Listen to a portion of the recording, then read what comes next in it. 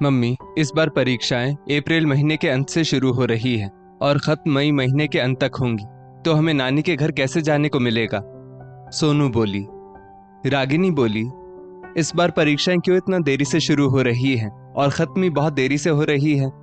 अच्छा, time table देखकर ये बता कि दोबारा स्कूल कब वापस खुल रहा है? सोनू बोली, मम्मी 14 जून से स्कूल वापस शुरू हो रहा है। रागिनी बोली, तेरी परीक्षा खत्म होते ही हम गांव के लिए निकल जाएंगे, कम से कम 12 दिन ही सही, माँ के पास रहने को तो मिलेगा। सोनू बोली, मम्मी 2 साल हो गए हमें नानी के घर गए हुए, इस बार तो मुझे पक्का नानी के घर लेकर जाना। रागिनी बोली, बेटा पिछली गर्मी की छुट्टियों में भी तो हम नानी के घर जाने ही वाले थे। अगर तुम्हारी दादी बीमार ना हुई होती तो हम पक्का जाते, मगर यहाँ तुम्हारी दादी की देखभाल भी तो करनी जरूरी थी ना। सोनू बोली, हाँ मम्मी वो तो है। रागिनी बोली, इस बार हम दोनों नानी के घर जाएंगे और खूब मजे करेंगे। सोनू बोली, हाँ मम्मी, गांव में कितना मजा आता है, हरे भरे खेत, झरनों से बहता पानी और नानी जो तरह तरह के पकवान बनाकर खिलाती रहती है वो अलग। रागिनी को भी अपने मायके के दिन याद आ गए। रागिनी की माँ सुनीता जी रागिनी से खूब प्यार करती थी। रागिनी भाई बहनों में सबसे छोटी थी, इसीलिए उसे कुछ ज्यादा ही लाड़ लड़ाते थे सभी घर वाले। रागिनी को जो भी चाहिए होता था उसे जल्दी मिल जाता, क्योंकि अपने पापा की भी लाडली थी रागिनी। रागिनी के लिए शहर से जब संजय का रिश्ता आया तो रागिनी ने शहर में शादी करने से साफ इनकार कर दिया था। उसका एक कारण यह भी था कि वो अपने माँ पापा को छोड़कर इतनी दूर नहीं जाना चाहती थी, मगर माँ सुनीता जी और पापा आनंद जी ने इतना अच्छा रिश्ता देखकर रागिनी को खूब मनाया। सुनीता जी बोली, बेटा लड़कियों को तो एक ना एक दिन शादी करके दूर जाना ही पड़ता है, फिर तो साल में 2-3 बारी तो मायके आ ही जाएगी ना, जैसे तुम्हारी दोनों बड़ी बहनें आती हैं।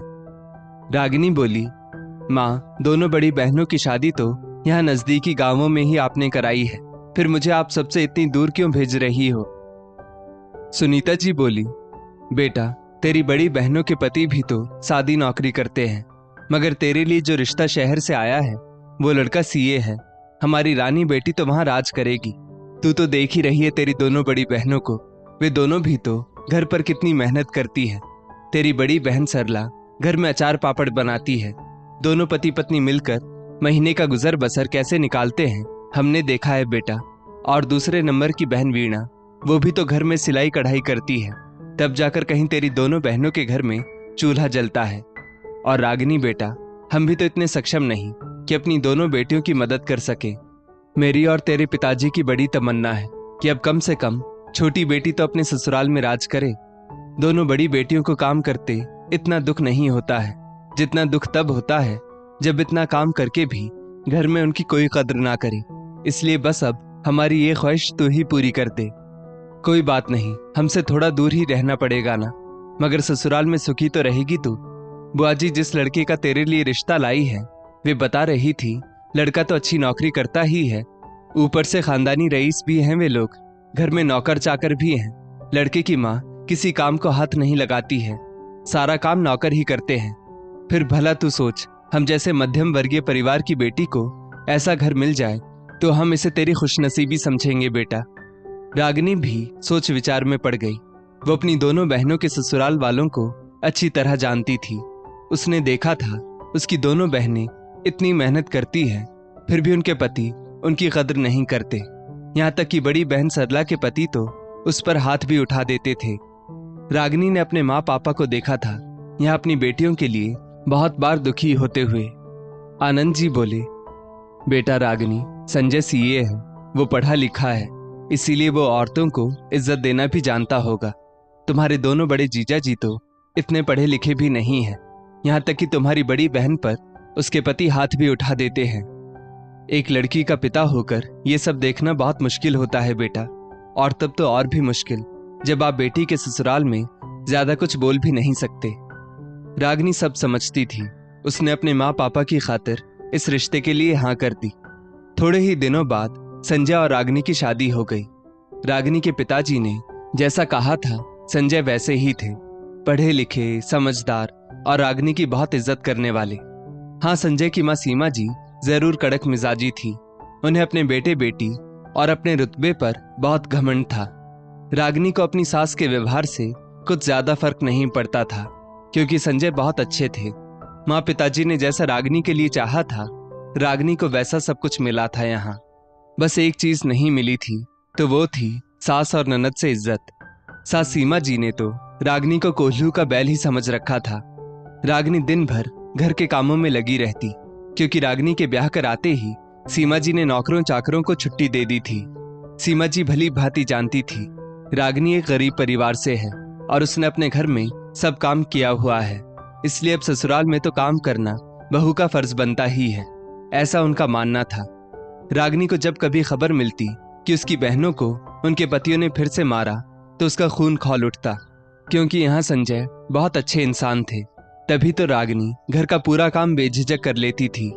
भले ही सास और ननद की नजरों में रागिनी की कोई इज्जत ना थी, मगर संजय रागिनी को सिर आंखों पर बिठा कर रखते। रागिनी ने कभी अपने माँ पापा को नहीं बताया कि उसकी शादी के बाद उसकी सास ने नौकरों को काम पर से निकाल दिया है, क्योंकि वो अपने माँ पापा को चिंता नहीं देना चाहती थी। पहले से ही दोनों बड़ी बहनों की भी चिंता लगी रहती थी उसके माँ पापा को। रागिनी के माता पिता यही समझते थे कि रागिनी वहां राज कर रही है। यही सोचकर वो दोनों खुश हो जाते कि चलो कम से कम छोटी बेटी का नसीब तो अच्छा निकला। रागिनी तो बस प्यार की भूखी थी। पति का प्यार सास के दिए गए जख्मों पर भारी पड़ता और उसके लिए मरहम का काम करता। पति का प्यार पाकर रागिनी घर के सारे काम फटाफट निपटा देती। शादी के शुरुआती दिनों में तो सीमा जी रागिनी को बराबर गांव भेजती रही, मगर सोनू के जन्म के बाद उन्होंने रागिनी पर बंदिशें लगानी शुरू कर दी। रागिनी जब भी अपनी माँ के घर जाने की बात करती, सीमा जी का कुछ न कुछ नया नाटक शुरू हो जाता। इन्हीं नाटकों के चलते रागिनी का मायके जाना बहुत कम हो गया था। धीरे धीरे रागिनी भी अपने ससुराल, पति और अपने बच्चे तक सीमित रह गई थी। सोनू के जन्म के बाद रागिनी ने जब काम वाली बाई को रखा, तब सीमा जी ने घर में बहुत बवाल किया था, मगर रागिनी भी बोल पड़ी, मम्मी जी मुझे अकेली से कितना काम हो जाएगा। पहले की बात और थी, पहले घर में हम सिर्फ 4 लोग थे, मगर अब सोनू के जन्म के बाद मेरा काम भी बढ़ गया है, और यदि आप बाई नहीं रखना चाहती हैं तो आप काम में मेरी मदद करें। सीमा जी ने तब गुस्से में कहा था, लगा दे बाई, मगर ध्यान रखना काम वाली बाइयों का काम मुझे पसंद नहीं है, इसीलिए उनसे अच्छा काम करवाना तेरी जिम्मेदारी है। अगर काम वाली बाई का काम मुझे पसंद नहीं आया तो तुझे काम वाली बाई को निकालना पड़ेगा। रागिनी ने इस बात का जवाब देना उचित नहीं समझा था, क्योंकि वो जानती थी काम वाली बाई 10 घर पर काम करती है, तो उनसे अच्छा काम करने की उम्मीद लगाना हमारी बेवकूफ़ी है। काम वाली बाई लगाने के बाद भी सीमा जी ने रागिनी को बहुत महीनों तक परेशान किया, मगर रागिनी ने सीमा जी की बातों पर कान लगाना ही बंद कर दिया था। सीमा जी बोलती रहती और रागिनी बस सुनती रहती। रागिनी जानती थी सीमा जी से बहस करने का कोई फायदा नहीं है, उसे अपनी बेटी सोनू पर भी तो ध्यान देना है। रागिनी अपनी सास की बातों के जवाब देकर अपनी बेटी सोनू का बचपन नहीं खराब करना चाहती थी। सोनू भी धीरे धीरे काफी बड़ी हो गई थी। रागिनी को मुश्किल से साल में एक बार मायके जाने को मिलता, और कभी कभी तो वो भी नहीं मिलता। पिछली बार भी तो जब रागिनी के मायके जाने के दिन आए तो उसकी सास सीमा जी ने बिस्तर पकड़ लिया था। महीना भर सीमा जी ने रागिनी से खूब सेवा करवाई, और जैसे ही सोनू का स्कूल खुला सीमा जी बिस्तर से उठ खड़ी हो गई। वहां रागिनी के माता पिता भी गर्मी की छुट्टियों में टकटकी लगाए बेटी की राह देखते रहते। रागिनी उन्हें कभी महसूस नहीं होने देती कि उसकी सास के कारण वो मायके नहीं आ पाती है। रागिनी के माँ पिता को लगता शायद शहर में इतनी सुख सुविधाएं पाकर रागिनी का मन यहाँ गांव के घर में नहीं लगता होगा। इस बार 2 साल बाद रागिनी अपने मायके जा रही थी। मायके जाने का सोचकर रागिनी की आंखों में एक चमक थी। माँ पिताजी के साथ बिताए वो सुहाने दिन, भाई बहनों के साथ बीता बचपन, एक लड़की चाहकर भी कभी नहीं भूल सकती।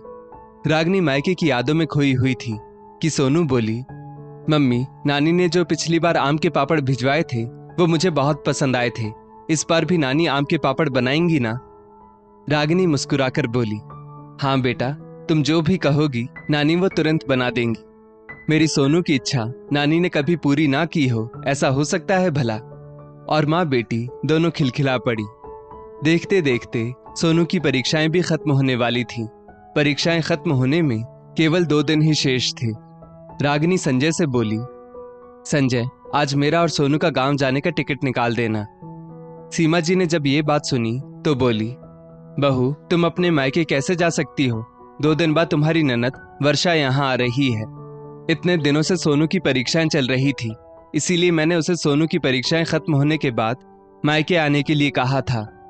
रागिनी बोली, ये तो अच्छी बात है मम्मी जी, वर्षा दीदी यहाँ अपने मायके में रह लेंगी और मैं अपने मायके होकर आती हूँ।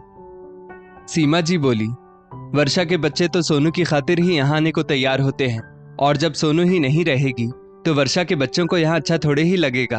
तुम एक काम करो, तुम बाद में मायके चली जाना, अभी वर्षा आ रही है तो तुम भी यहीं रुक जाओ। रागिनी की आंखों से आंसू छलक आए। पूरे 2 साल होने को आए थे उसे मायके गए हुए, और जब उसके जाने के दिन नजदीक आ गए थे तब उसकी सास का वापस एक नया नाटक शुरू हो गया था। वो अच्छे से जानती थी कि दोनों माँ बेटी को एक काम करने वाली भी तो चाहिए। दोनों माँ बेटी से घर का एक काम नहीं होता था, सिर्फ बैठकर दोनों गप्पे मारती थी। हमेशा यही होता था। वर्षा जब भी मायके आती थी दोनों माँ बेटी बैठकर बातें करते और रागिनी अकेली सभी का चाय नाश्ता और खाना तैयार करती। रागिनी सोचती, एक लड़की के माँ पापा कितने अरमानों से उसकी शादी एक अच्छे घर में करते हैं, मगर वे कहाँ बेटी का नसीब बदल पाते हैं। उन्हें थोड़े ही मालूम होता है जिस नौकर चाकर वाले घर में उनकी बेटी की शादी कराई जा रही है, वहां शादी के बाद उनकी बेटी को ही नौकरानी बना दिया जाता है। माँ पापा सोचते हैं मेरी बेटी राज करेगी, मगर जिस बेटी के नसीब में काम ही लिखा हो वो कहाँ राज कर सकती है। एक बेटी की किस्मत तो उसकी सास लिखती है ना।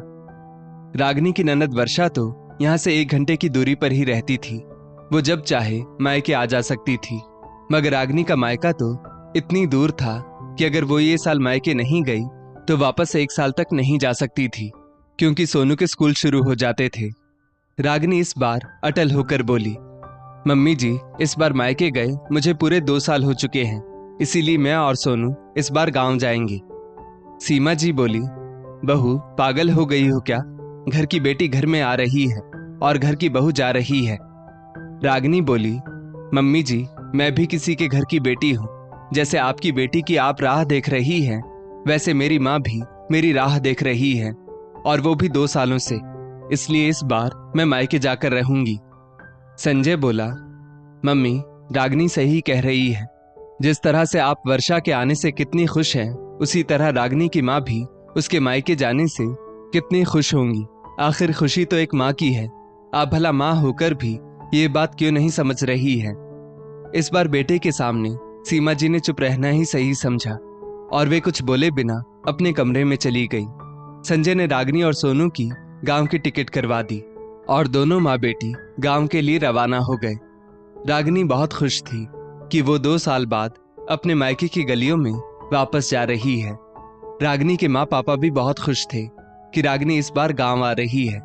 वे बेचारे तो अब भी इसी भ्रम में थे कि उनकी रानी बेटी अपने ससुराल में बहुत खुश है और उसे वहां कोई काम नहीं करना पड़ता है। दोस्तों, अक्सर देखा जाता है कि घर की बेटी के मायके आने से सास की आंखों में चमक आ जाती है, मगर वहीं जब घर की बहू अपने मायके जाती है तो सास की आंखों में गुस्सा या तकरार होती है।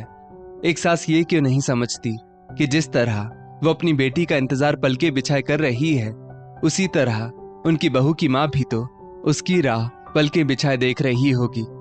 बहू को बस एक काम वाली या नौकरानी बनाकर रखना कहाँ तक उचित है? इस स्टोरी को लेकर आपकी क्या राय है? नीचे कमेंट करके जरूर बताइएगा, और ऐसी ही और भी बेहतरीन वीडियोस के लिए हमारा पेज जरूर फॉलो करें। धन्यवाद।